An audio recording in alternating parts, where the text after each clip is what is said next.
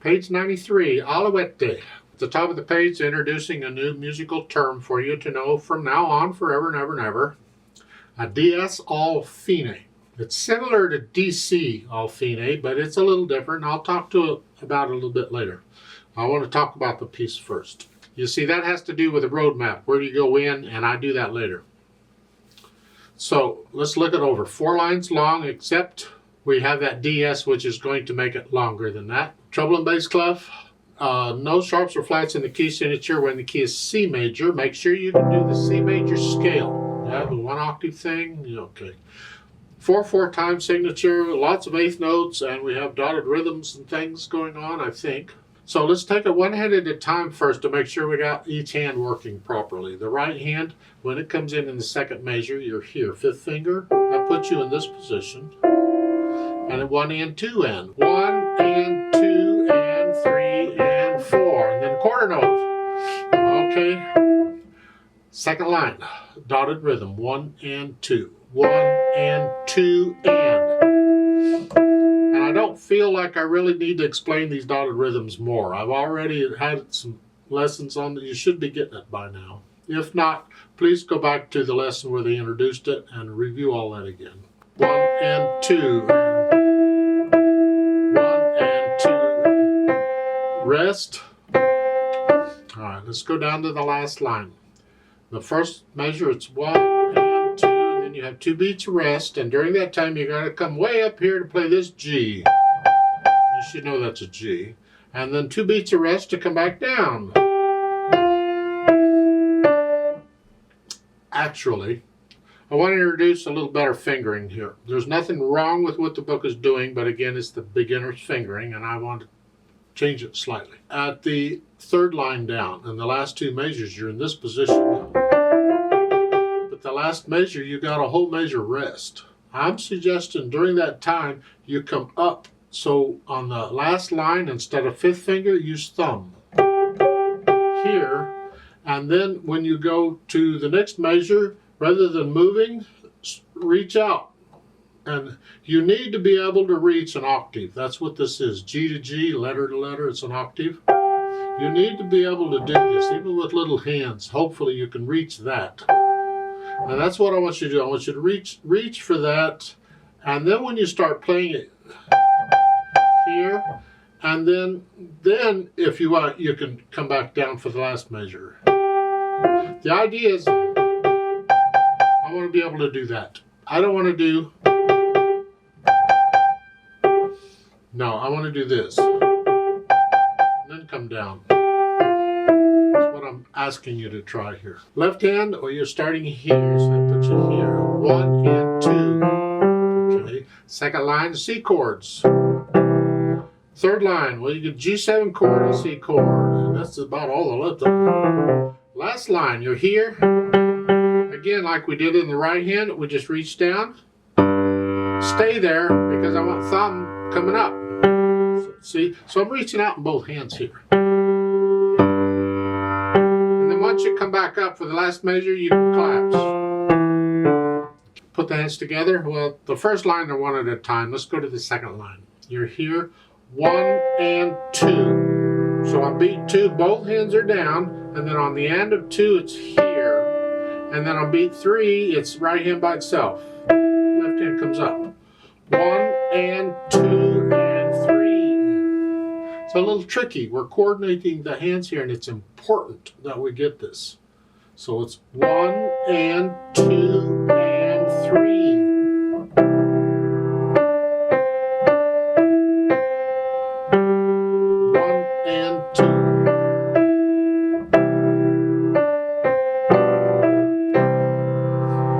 Let's go down to the last line. We're here. 1 and 2 and. Here. 1 and 2 and 3. Right hand comes down. So you put the hands together and then go back through the hard parts and get rid of the hesitations. And then we'll think about the articulation. We've got slurs and staccatos. Lift up. Lift up. And then the last measure of the first line, connect that. And then lift up. So in my mind, the slur there at the end of the first line should cover all the way to the end of the line. Or both of those half notes should be connected. Connect that. And then lift up. And we have staccato in the left hand. I'm hinging at the wrist. I'm just bouncing off the keys. Boom.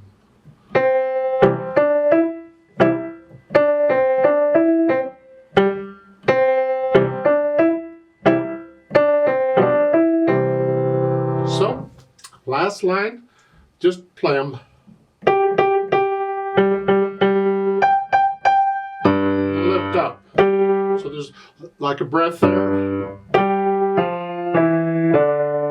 Like so. So put in the articulation and then the dynamics. On the first line, it's introduction, and it's both hands here. It's whatever you think mezzo forte is, or sort of loud. In the second line, it's the melody, which is the right hand. The left hand needs to go down to soft. Unless the left hand gets melody, then it's got to play out.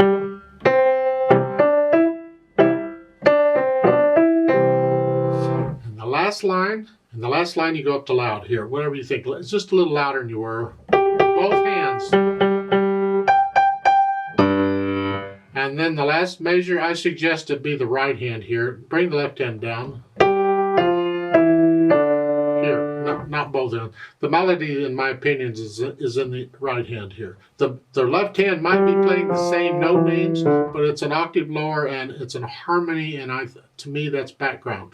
Then the roadmap, where we going when, and that's where this DS all fine comes in. You'll look at the bottom, at the end, you'll see the DS all fine above the line. Now, it doesn't always have to come at the end of a piece. The DS all fine can come most anywhere. Keep it in mind. But you remember DC means go back to the beginning, period, no questions asked, just go to the beginning. Well, DS means go to the sign. And the sign we're talking about is a squiggly, fancy-looking S thing. And you look around to find the sign. It should be anywhere but the beginning. There should be no reason to put the sign at the beginning, because then you could just use a DC.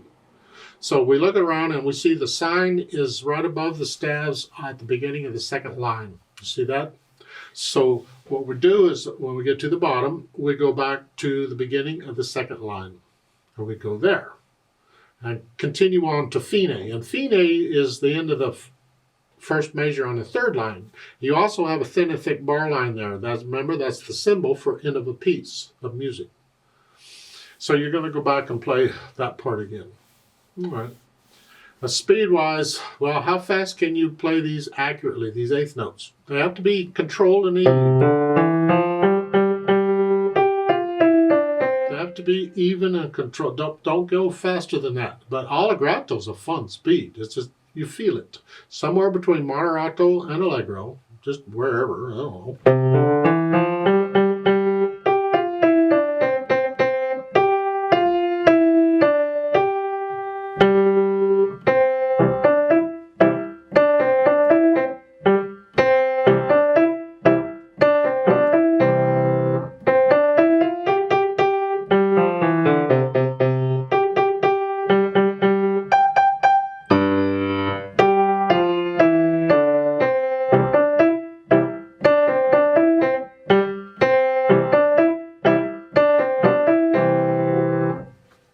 I suggest, as far as interpreting it goes, the last measure there, when you play, you go back to the beginning of the second line.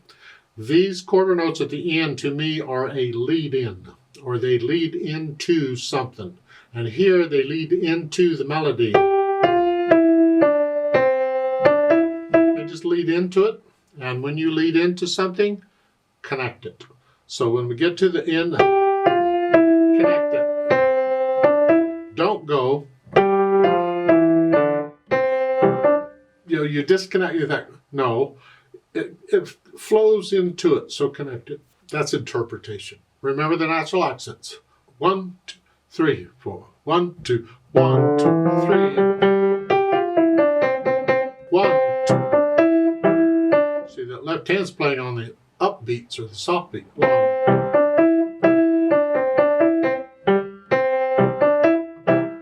Feel these natural accents as you go through it. Let's play it together very slowly to double check all the notes and the rhythms. I'm not going to do any dynamics. I'm going to play both hands about the same. We will do the DS all fine, and I'll do the staccatos and slurs and that stuff. So I'll give us 4 counts, and let's just go real slow.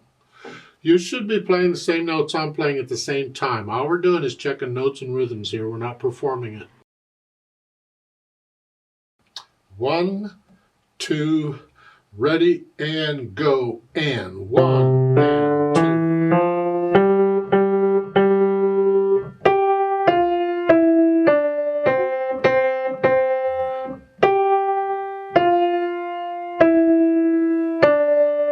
1, 2, 3, 4.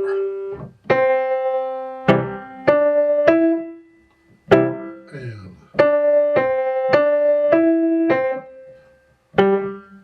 1 and 2 and 3 and 4 and 3 and 4 and 4